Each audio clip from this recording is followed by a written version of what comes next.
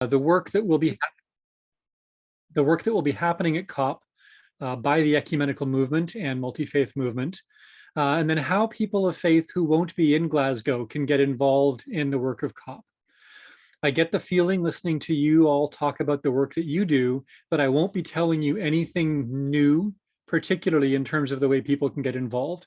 But what I'm hoping to do is to link you into some of the other networks that are out there, some of the people that are doing this work, and help you to know that you're part of a global movement of people of faith who are coming together for this COP, as we have for many other COPs, working to make this world a place where we can all live, where the dream of 1.5 is still alive, and where we will be able to pass down a world 7 generations from now, where our grandchildren's grandchildren will be able to thank us for the work that we did in reversing the trend that the world has been on for the last 150 years. So I'm going to share a presentation that I put together, which is here with my lovely title slide here. And now I can see you over here. All right, I'm not going to look at you guys. I'm going to look at my slides just so that I can tell what I'm supposed to tell you guys. But please do, if I say anything that I shouldn't, let me know, and I will try and pay a little bit more attention and respond as needed. So Act Now for Climate Justice is the name of our climate campaign within ACT Alliance. We are on Facebook, Twitter, and I think we have an Instagram under the Act Now brand, although the only thing we've ever actually used the Instagram for, I think, was to send a cease and desist to somebody who stole our logo and started plastering it all over buildings in Brussels a couple of years ago. And we had to ask them to stop doing things that were going to get us in trouble with our logo. But we are very active in the work that we do, and you'll see ACT Now at a variety of climate events around the world. One of them will be COP26. So let's talk a little bit about COP26 in terms of what will be happening at the event this year and what the background to this event is. So the last conference of the parties took place in Madrid in 2019, COP25.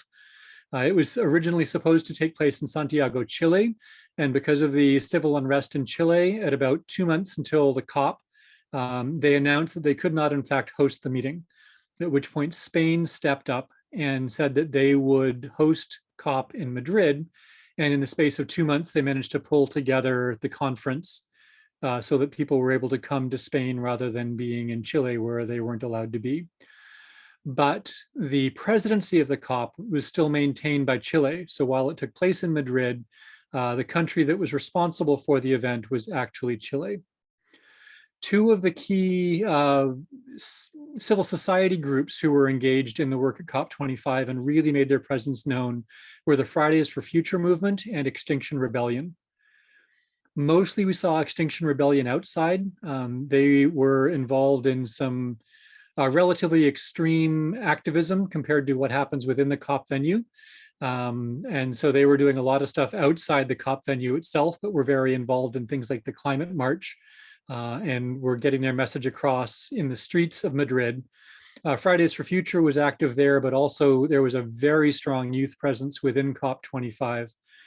Greta Thunberg, of course, was there and spoke, but there were hundreds of young people, thousands of young people from around the world, from all continents.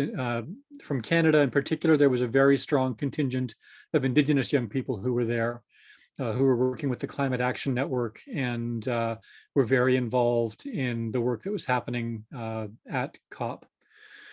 There was a tremendous amount of support from the public in general and a tremendous sense of urgency from civil society and just about everybody who was at the COP, except it seems the negotiators, because they spent 2 weeks acting as if they had all the time in the world to solve climate change, despite the theme being a time for action. There was very little action that took place at COP25, and the calls for urgency got stronger and stronger. The photograph that you're seeing here is my most viral picture that I took ever. And I took this after security at the COP had kettled hundreds of civil society members who held an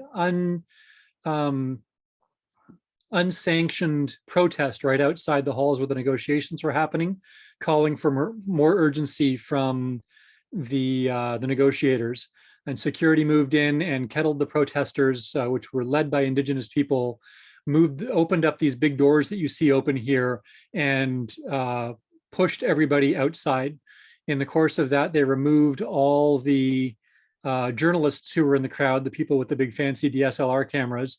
Unfortunately, my camera was in my backpack at the time, so they didn't remove me. And I took out my phone and took this picture, which the BBC then picked up, Fridays for Future picked up, and a variety of other outlets did as well, which showed what was actually happening in the COP as civil society got kicked outside the building. Many of them lost their badges, and it took a lot of work to get them back in for the rest of the conference because they were calling for more urgency in the work that was there. So that was where we left things the last time there was a COP.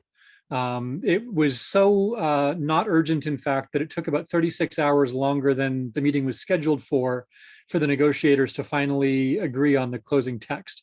So most of us were in the air on the way home when the meeting came to a close.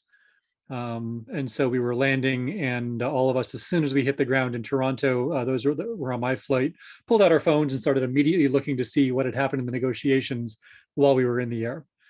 Because we wanted to keep on top of what was happening. So there wasn't really much of a sense of urgency among the negotiators in 2019, despite the 500,000 people in the streets for the climate march in the middle of COP. In 2020, of course, the coronavirus hit.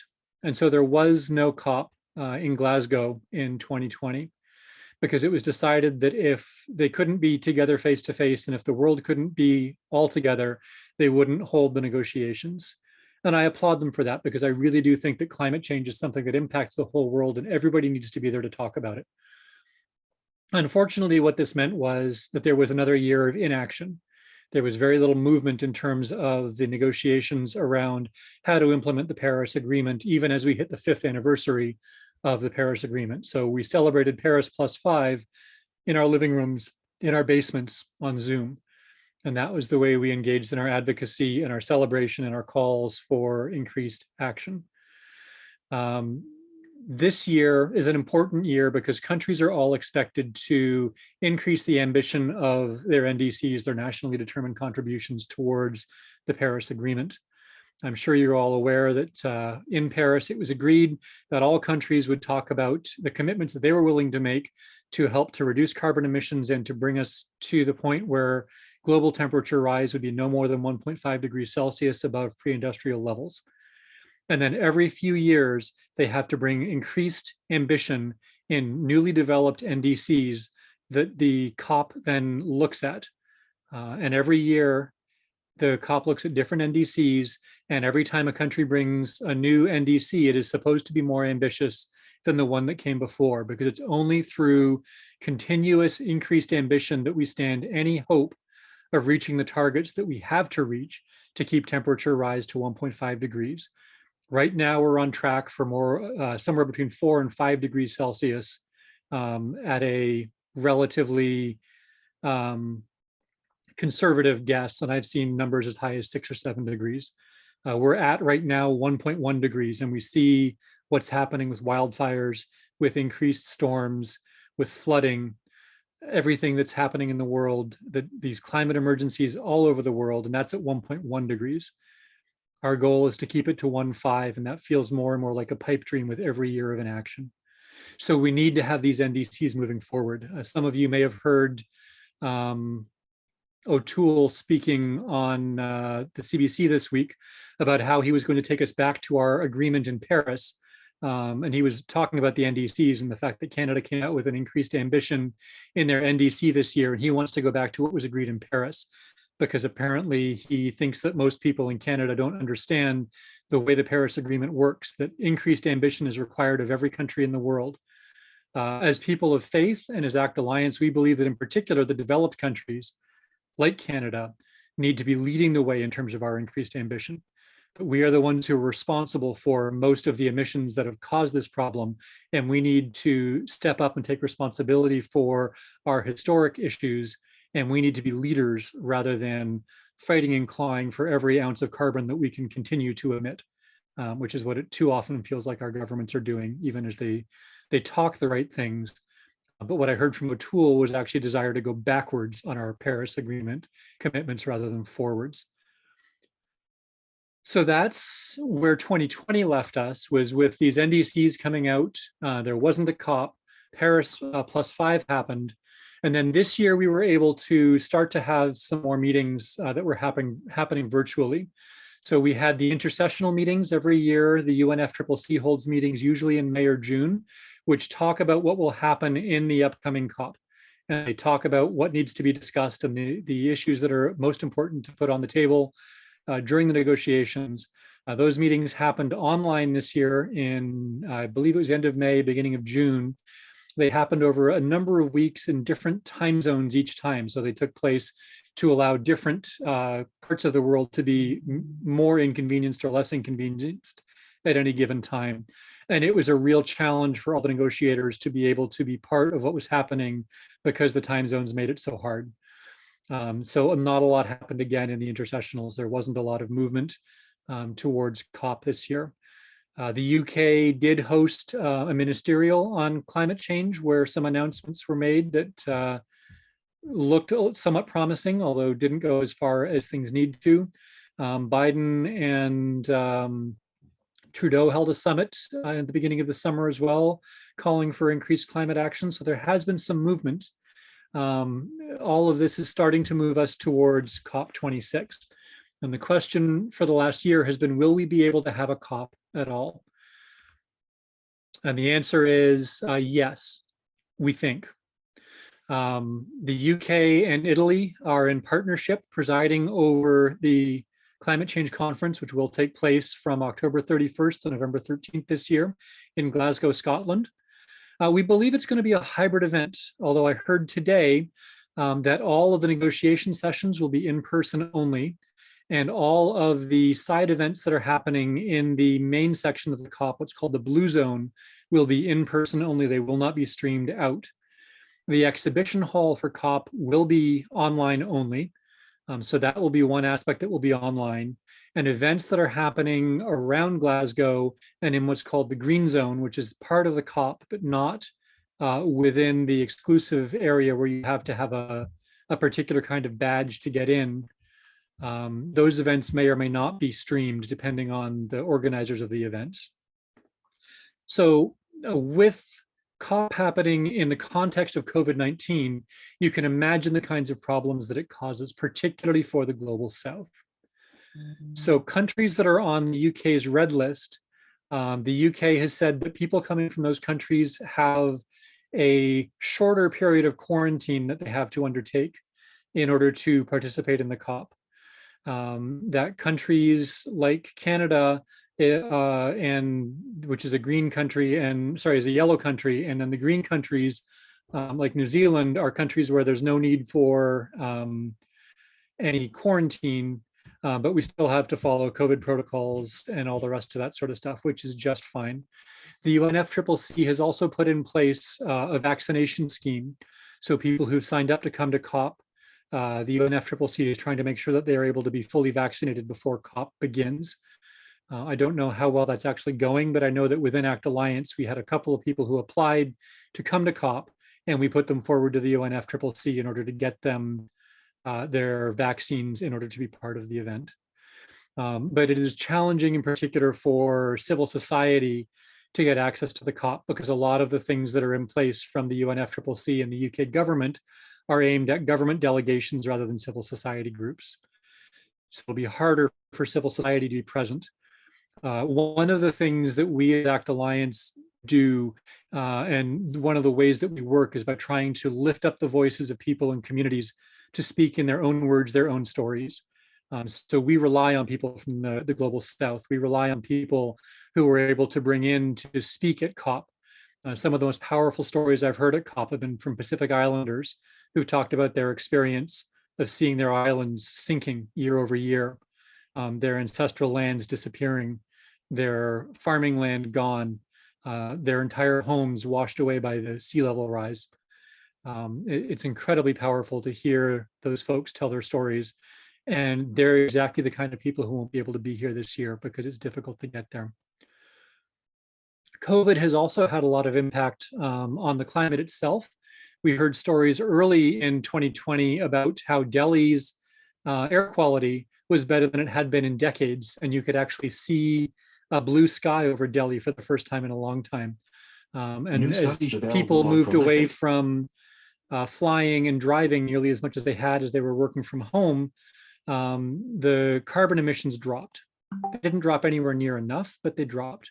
And so there was some good news that came out in that time. For me, the good news wasn't that relatively limited drop in carbon emissions. The good news was how the world came together very quickly and said, this is an urgent crisis that we need to deal with.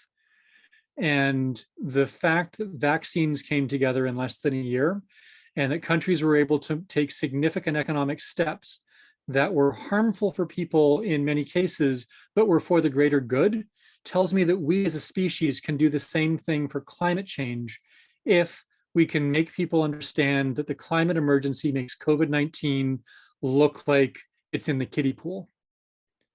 That the climate emergency will impact everything, everyone, every species on this planet if we don't get our act together and make significant changes in the way we are as a species and the way we treat this planet. So the fact that we could do this for COVID gives me hope that we can come together with urgency and put in place the action that we need to in order to make the changes that the whole of humanity needs to make, particularly the developed world, as we move towards 2050. So that's a little bit of the context of COP26. Oops, there we go. So I told you that the intercessionals were a place where we talk about what are some of the key issues that need to come before the conference.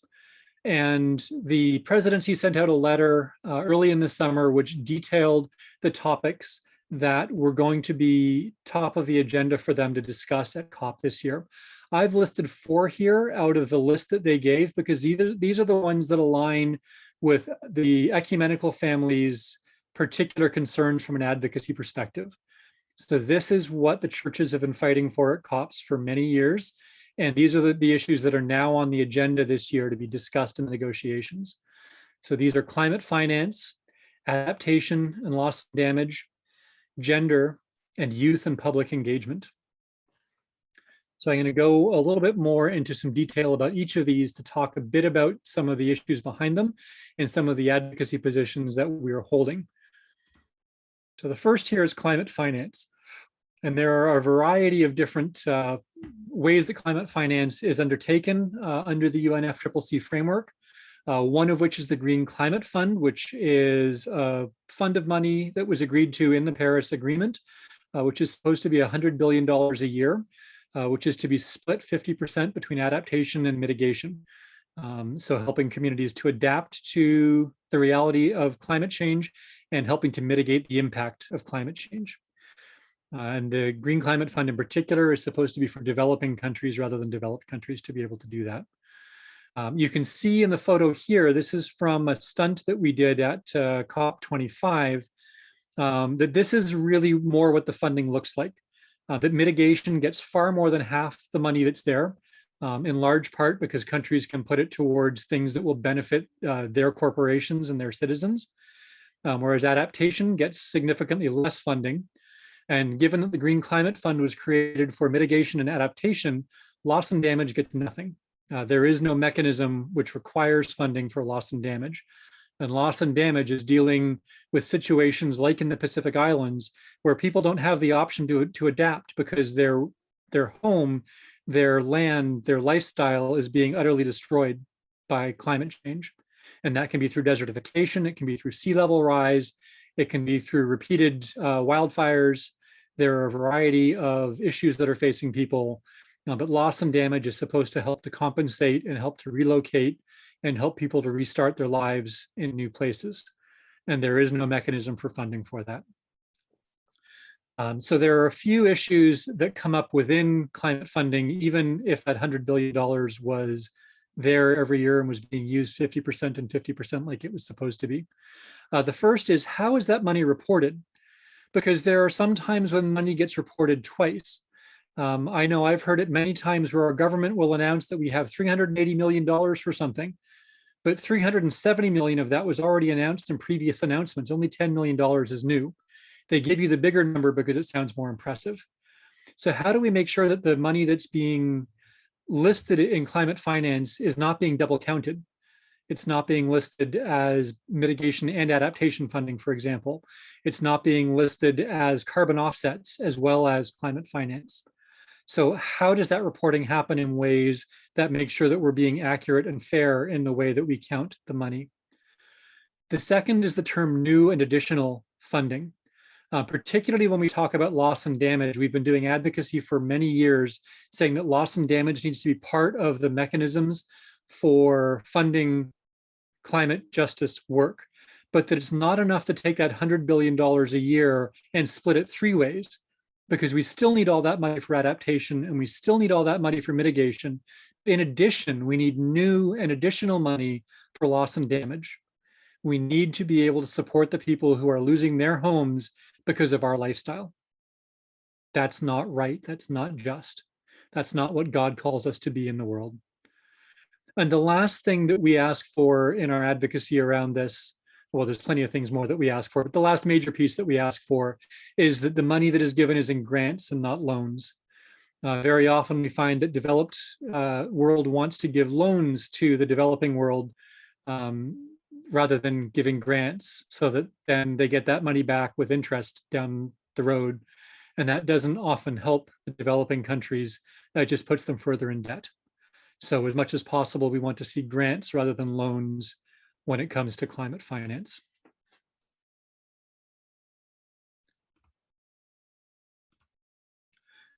So I've talked a little bit about loss and damage versus adaptation and mitigation already.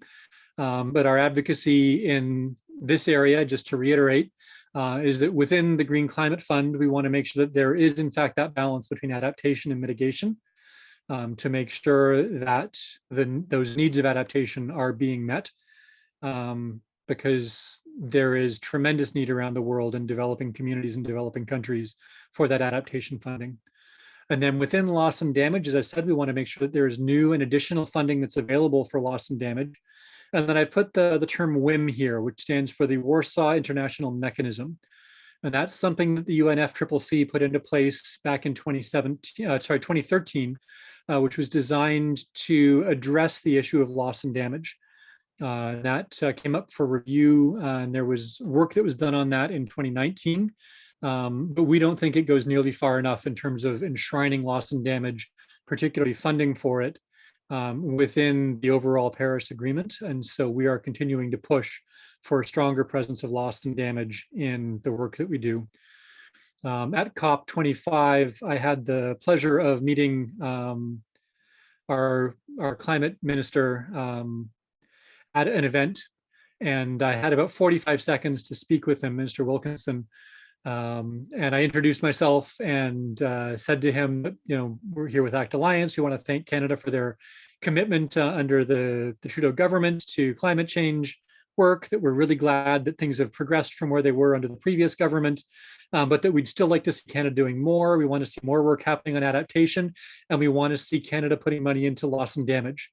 And when I said the words loss and damage, he literally took a step backwards away from me. Because he had no mandate to be able to talk about loss and damage. And Canada, like most of the developed world, doesn't want to open up a new pot that they're being asked to put money into to cover loss and damage. So literally, he took half a step away from me when I mentioned loss and damage, and moved on to the next person who wanted to talk to him very quickly after that. Elizabeth May was a little more friendly when I spoke to her about it, but Wilkinson did not want to talk to me about loss and damage, unfortunately. So the next area that we talk about in our advocacy work and that will be coming up is gender. One of the things that we know, given that gender justice is a huge aspect of our work and climate justice is a huge aspect of our work, is that the vulnerabilities of any group that is vulnerable are increased when it comes to, they're exacerbated really when it comes to climate change impacts. So we know that women are impacted in ways that are beyond where men are impacted by climate change.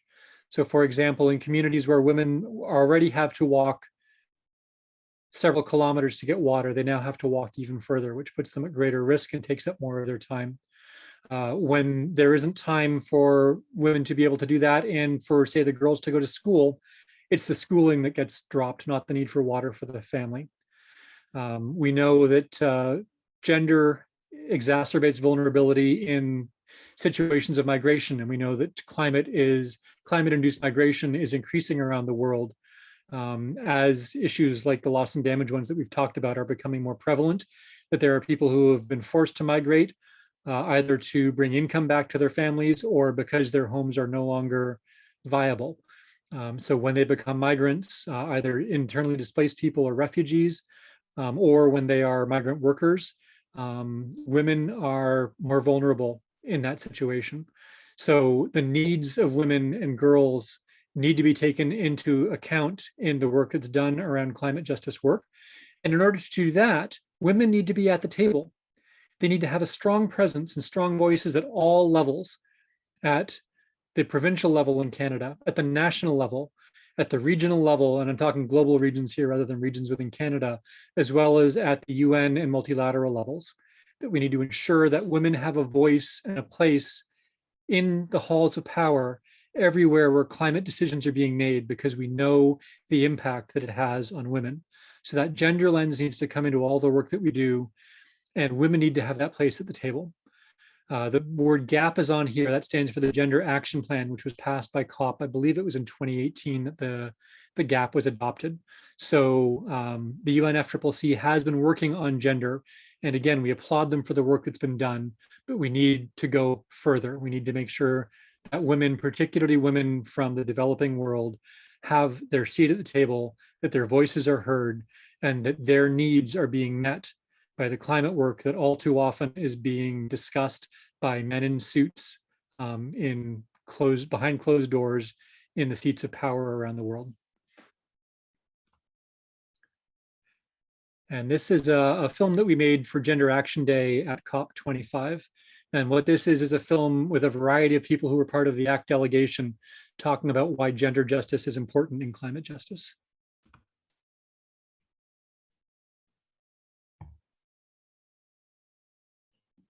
Gender justice. Gender justice. Gender justice Gender justice must be Part of climate justice. must be a part of climate justice. Must be part of climate justice. Gender justice must be part of climate justice. La justicia de género debe ser parte de la justicia climática. Gender justice must be part of climate justice because more women are living in poverty, which means that they are more affected by climate change. Therefore, their voices must be at the table as they talk about their own rights and justice issues so that we can all live sustainably together. Because we are all part of the story.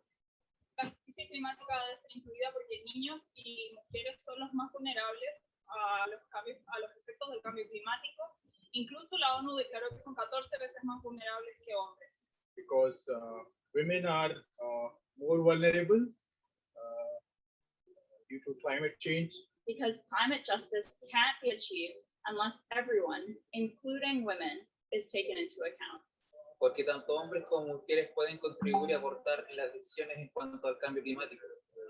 Porque todos queremos un mundo igualitario y limpio. Because equality is a crucial part of solving the climate crisis. We can't do it without women. Because climate disasters impact women and girls first and worst because of gender inequality. Because until every girl and woman receives the dignity and respect that is due to them, nothing will work. Gender justice must be part of climate justice discussions because women have everything to do with the discussion of climate justice. We've gone past the stage of pretending that it has nothing to do with women, and the time to act is now.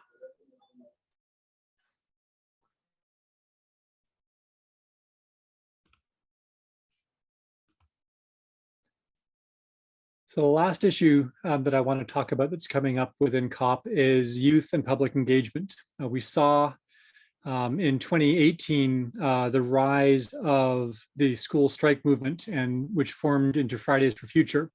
And we saw the power of young people rising up around the world calling for climate justice. So that has become much more of a defining factor within the UNFCCC over the last couple of years.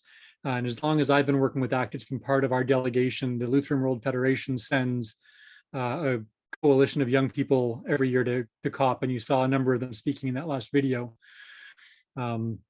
Before COP this year, there will actually be a youth pre-summit happening in Italy at the end of September, I believe. And the goal of having youth and getting more public engagement is to help shape the agenda around climate justice work, to build trust, particularly with the younger generation, to inspire the world to stand up and act for climate justice. And YOUNGO is the acronym here, and that's the youth arm of the UN, which is heavily involved in climate justice as well. And a number of the young people who work with our network are also part of the UN network through YOUNGO, and are very involved in the work that's happening. So that's a little bit about the context of COP, what's happening at this year's COP. And I know we're running out of time, so I apologize. I've talked longer than I thought I was going to. But I'm going to quickly run through some of the things that we can do to get involved. So the first thing that we can do, because we are people of faith, is that we can pray. And in fact, we need to pray. There are prayer services happening all over the world in advance of COP, and will be happening throughout COP. One of the groups that we work with within ACT Alliance is called the Pray and Act for Climate Justice campaign. And every 2 weeks, different groups around the world are hosting prayer services. There was one actually today. I was hoping to be able to share with you guys when the next one was happening. And unfortunately, it happened about 10 hours ago. So it'll be 2 weeks till the next one happens. But those services are happening at different times every 2 weeks around the world leading into COP. Marion already mentioned the season of creation, which is ongoing throughout September. And that's an opportunity for churches to come together and pray, as well as to engage in action and advocacy around climate justice work. And there are a variety of ecumenical services that are held and can be held.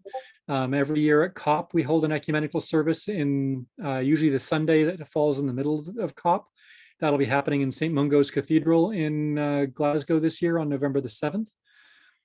And I encourage you to look at having ecumenical services within your own communities for climate justice work, because this is much bigger than any given denomination.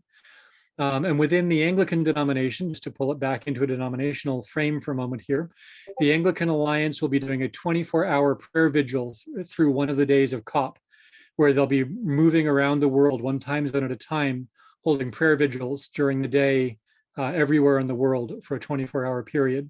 The Anglican Alliance website will have more information about that as we get closer to COP. The next thing that I encourage people to do is to learn. And you folks are already doing that because you're here today and you're here on a regular basis, learning, sharing, and acting together. One of the ways that we've been doing learning within the COP process in the last several years are what are called Talanoa dialogues. And that comes from the Fijian presidency back in 2017. And a Talanoa is a way of coming together in respect and dialogue to share and learn from each other. And Fiji, when they had the presidency, encouraged people to have Talanoa dialogues to talk about climate issues, to learn from each other, to share what they're doing, and to figure out how we can be better stewards of the world. So since that time, I've been part of a number of Talanoa dialogues, both ecumenical and interfaith.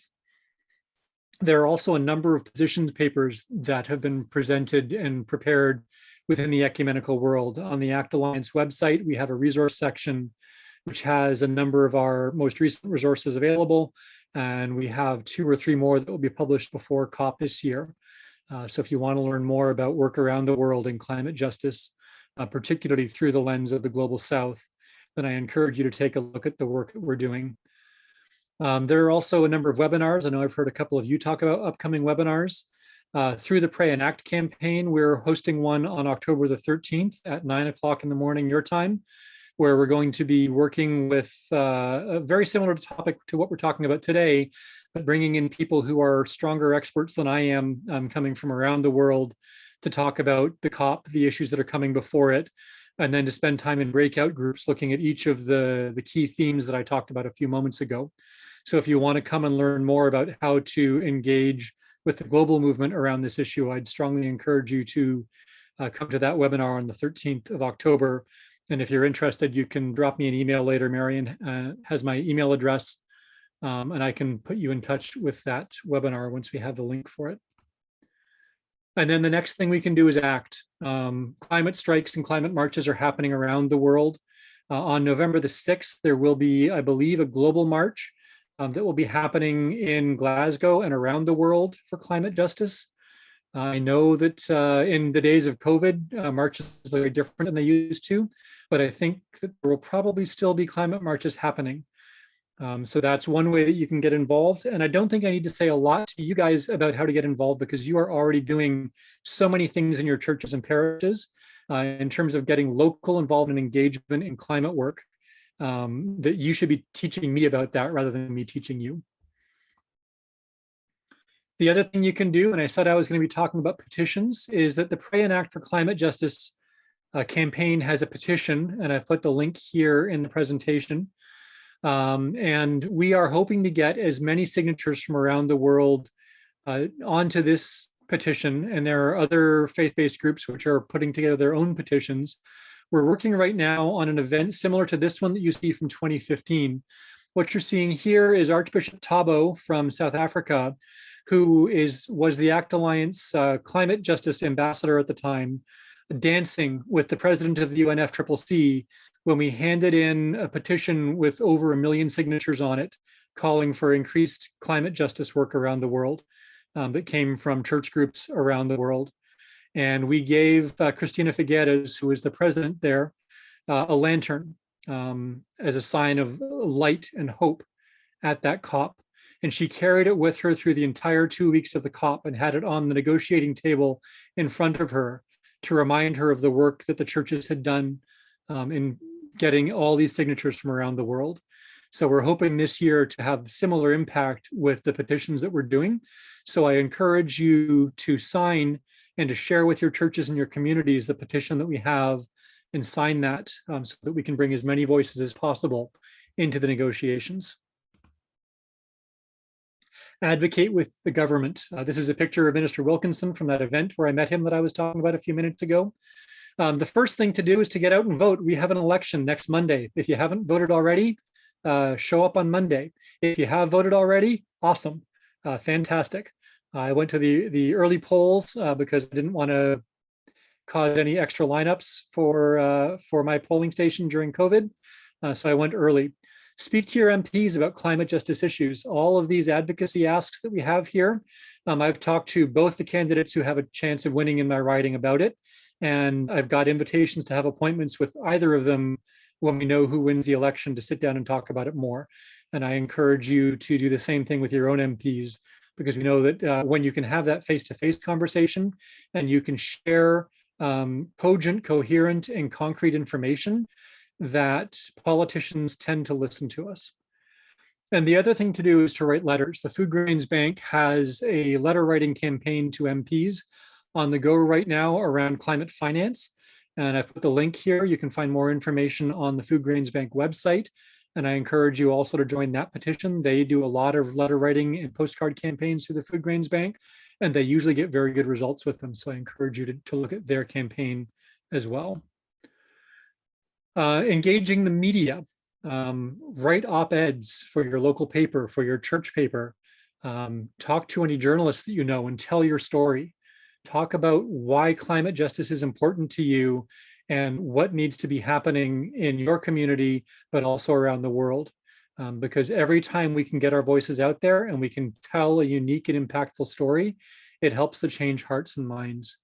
The gospel is the good news, and we need to tell the good news of what can happen through the work for climate justice around the world, in our own communities and all across the world where churches and people of faith are working to make climate justice a reality.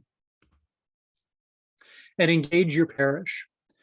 Preach, organize a Talanoa dialogue, invite a speaker, take concrete local action. Again, you guys are all doing this. I don't need to preach to the choir here. So you guys are far and away on top of this stuff. But I just encourage you to continue to do this work, because every time we can get that message out there in ways that people can hear and understand, we're going to change the way people think. And that's what's really needed in order to get us to change our lifestyles. And then finally, follow the COP, follow what's happening at COP26. As I said, there will be some hybrid components to this event. So some side events should be available online. The exhibition will be available online. Through ACT Alliance, we motivate a network of volunteers around the world who help us out with work during COP through email lists that we run. We have people who help us to liaise with media, people who do translation work for us from different countries so that we can get things translated quickly. People who are following the news that's happening in different places and feeding back to us reaction around the world that we can then bring in to talk with negotiators about. So there are ways that you can get involved through the networks that are out there if you are around and really want to be following what's happening during those 2 weeks in November. And also engage in the ecumenical climate work throughout the year. This month, of course, is Kairos Climate Month, and they have all kinds of things that are going on. It's also the season of creation, as we mentioned earlier. The Food Grains Bank has things going on. The United Church and PWRDF and the Anglican Church, all of our denominational bodies and our ecumenical bodies here in Canada have a variety of things that they're doing around climate justice. So go to the websites, take a look at what's happening and make use of their resources. And together we can make a difference.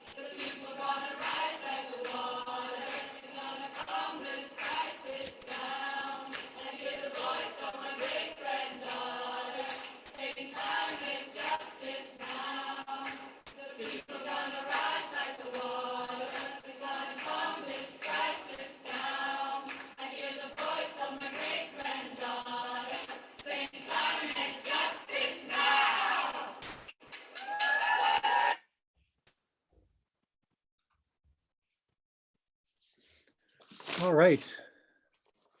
I hope I haven't completely overwhelmed people and that what I said was useful for you.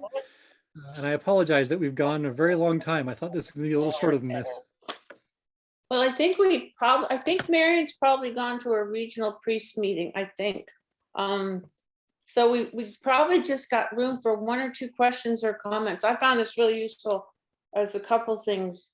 I would like to talk to people about the vigil at some point too. We'll get to that. So anyone have a comment or something they would like to make a final statement on? Hi, Beth. You can unmute if you want, and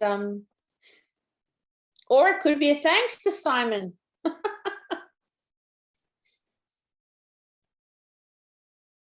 Simon, that was awesome. I've taken lots of notes, so I'll be sharing them with people at Central. So thank you so much.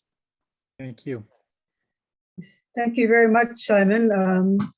I think it's wonderful to see some of these things we hear of just by an acronym or something and brought it back to us. To help people sustain their housing once they're in it, and typically the support's needed.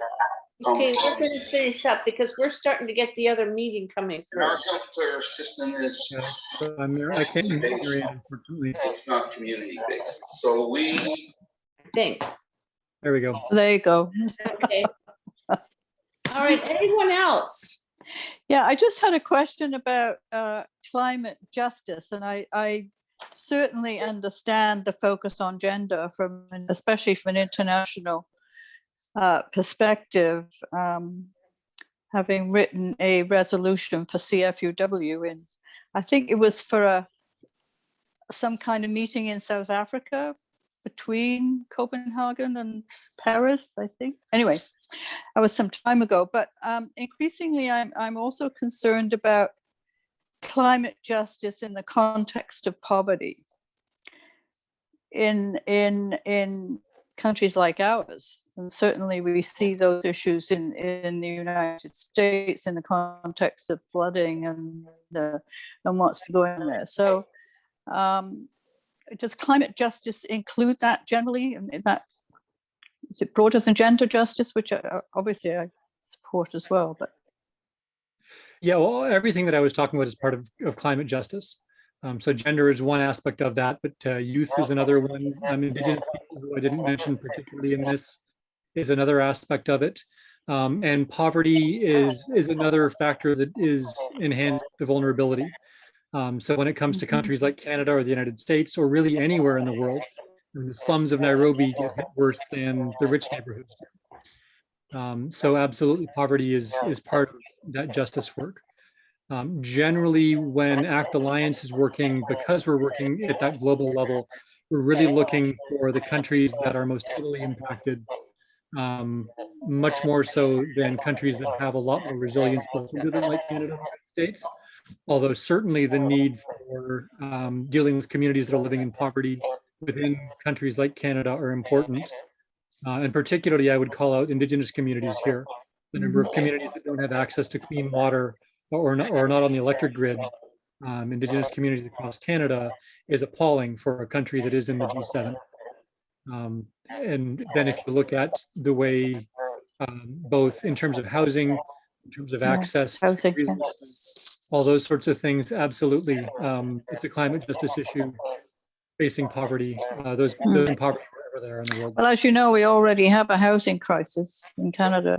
It's, increasing numbers of homeless, for example, and houses in poor repair, etc. So anyway, it's just I guess that's part of adaptation, right?